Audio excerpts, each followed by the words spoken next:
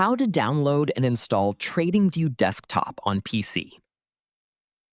In this video, we're going to see how to download and install the TradingView Desktop application on your PC or laptop, so you can use it without opening your browser. First, open your favorite web browser and search for TradingView Desktop application.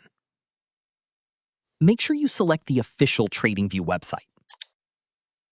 On the TradingView website, find the TradingView Desktop application and choose the version for your operating system. You can download it for Windows, Mac, or Linux. In this example, I'm using Windows, so I'll click Download. Once the download is complete, open your Downloads folder and run the setup file.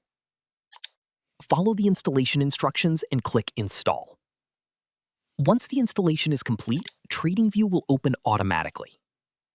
If you already have a TradingView account, click Sign In and log in using your preferred method. You can also create a new account if you don't have one. Once you're finished with the setup, TradingView is ready to use. You can also open it anytime from the Start menu, or pin it to the Start menu or taskbar for quick access. And that's how you can download and install the TradingView Desktop application on your PC or laptop. If you found this video helpful, hit the like button and subscribe to our channel.